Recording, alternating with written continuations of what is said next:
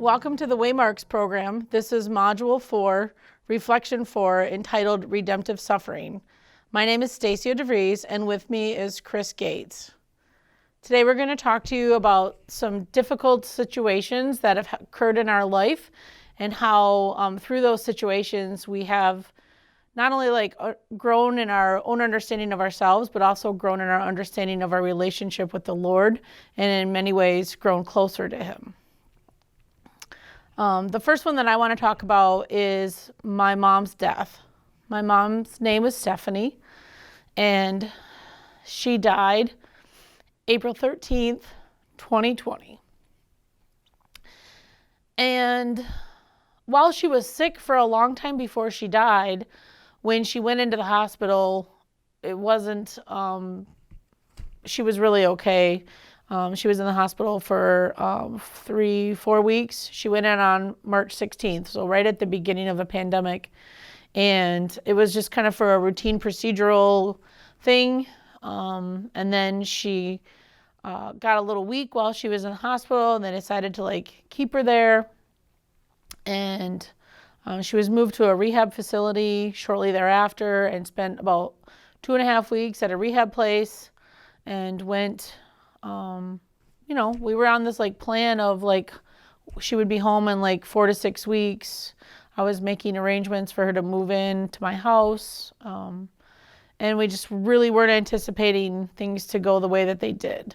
And then one day on a Thursday, I got a call from the hospital, and they basically told me that I needed to be prepared to receive a bunch of phone calls that day, and that my mom was being shifted from regular care to palliative care. And I didn't even really know what that meant at the time. But I was able to go to the hospital and to see her while she was still cognizant, awake. She recognized me. We talked for a little while. But then by that evening, she had basically slipped into just a deep sleep. You could rouse her from it. We moved her to my grandparents' home, and she died 3 days later, just kind of in her sleep and very peacefully. Being that was in the middle of the pandemic, it was not, grieving is never easy. It's never normal. Everyone grieves in their own ways, but the pandemic added on these levels of difficulty that I think not everyone experiences.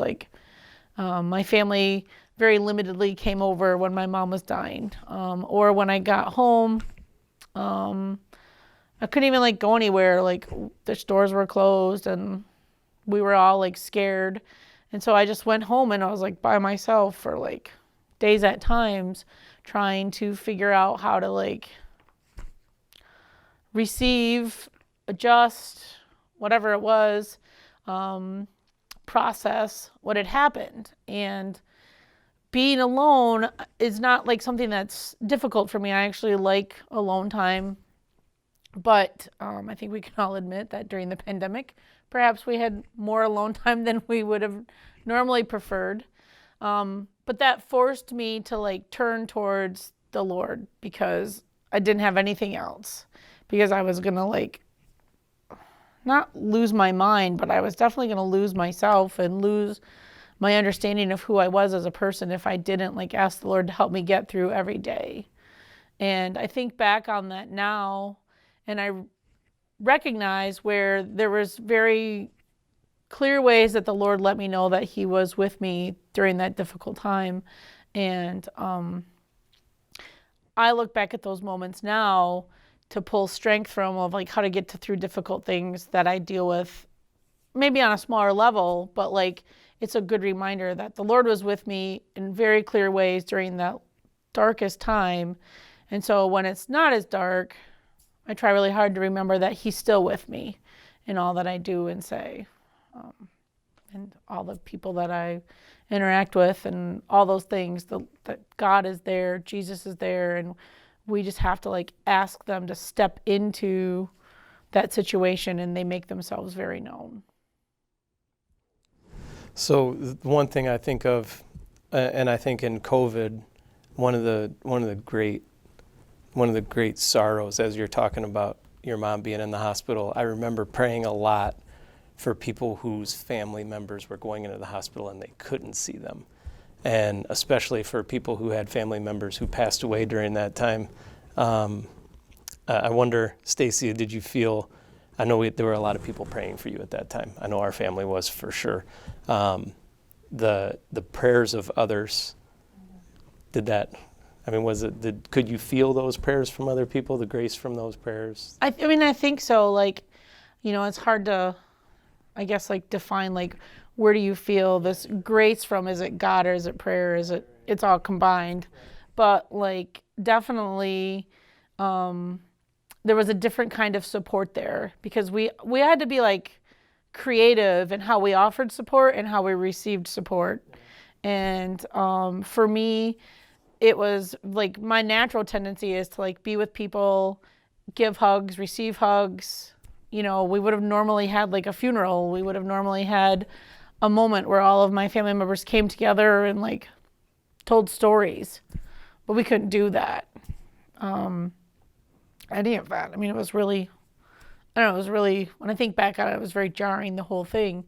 But I never felt like alone. I never felt forsaken. I always felt that if I had to call somebody, I could, or,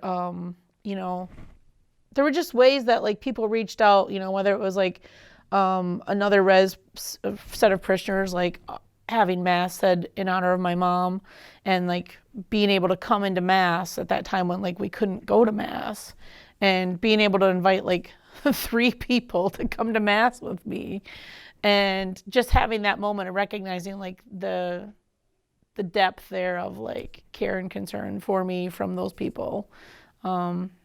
It was overwhelming sometimes, like how much I needed that.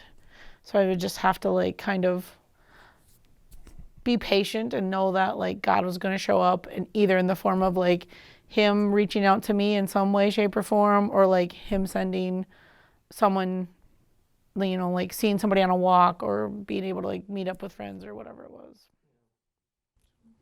That's a great story. So the big instance in my life, I would say, for redemptive suffering would be when I was younger. I had a good friend who was when we were in high school together, senior year of high school, freshman year of college, had cancer and had beaten it, and his name was Tom, and he clean bill of health, was getting strong and healthy, and the cancer came back very aggressively, got into his liver and into his lungs, and I was 21 years old, and I remember when he went to the hospital, went into the hospital, and we all kind of knew it was it. That was when he wasn't going to come out. And I remember driving to the hospital to visit him, and a couple of things really struck me. The sadness in my heart that my friend was going to die at 20 years old, and like with a whole lifetime of experiences in front of him that he was going to miss. Obviously, that's what you always think about when someone dies young, but also the peace that he had through this suffering, especially when the cancer came back. It came back very aggressively, and it all happened very quickly. And the peace that he had in knowing Jesus, and the way that his parents cared for us and helped us deal with this thing. It was probably at that point in my life I was not practicing my faith or really living a life that I would be anything proud of at all. But in some way, seeing Jesus in them, I knew that care, I knew that touch for whatever way. I knew it was that. And I remember leaving the hospital after he had passed away, And like as a 21-year-old kid, how do you leave the hospital when your friend has died? There's like 10 or 15 of us sitting in the hospital, and you just go home.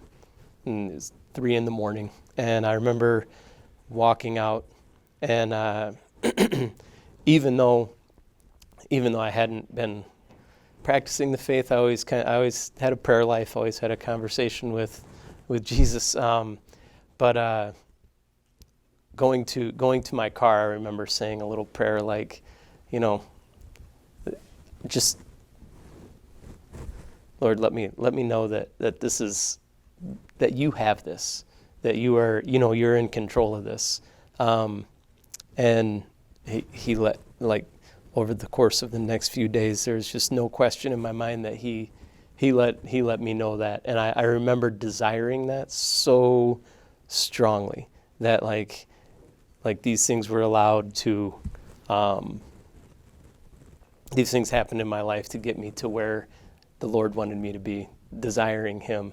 And I prayed for more of that, just to bring more people in my life to experience more of that. And that's eventually how I ended up meeting my wife, coming back to the faith. And it's just through that suffering, I would say, seeing my friend and his family suffering well, and so graciously taking care of the rest of us.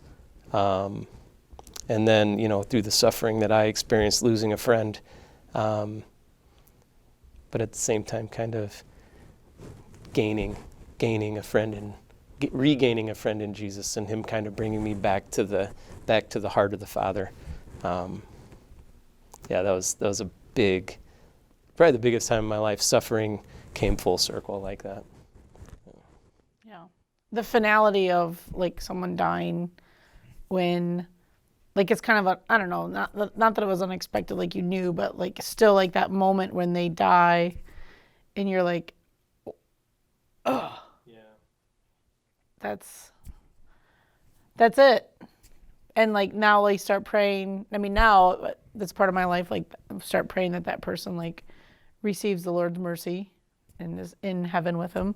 But when I would have been your age, I wouldn't have like had the capacity to like start thinking about that like that, praying that like that. And yeah, just going through that moment at a young age, there's no other way to describe his peace in the end of his life other than he knew he was in the Lord's hands. There's no other way you could describe that. So it was easy to see. It's one of those things like when you know it, even if you can't name it exactly. or figure out what it is. That's very true. Thanks for sharing. Oh yeah, you too, Stacia. Fun. That was good. Yeah. Let's end with a prayer. Okay. All right. Jesus, you suffered and died for me. I offer to you my trials and tribulations, small and great, and unite them to your sacrifice on the cross. Give me the grace to have compassion on others and to befriend those who suffer. Help me to endure whatever suffering comes my way with a cheerful heart, open and accepting of the purification I need to undergo in order to become a saint. I offer myself to you now, Lord, and ask for your blessing in my life. Amen. Amen.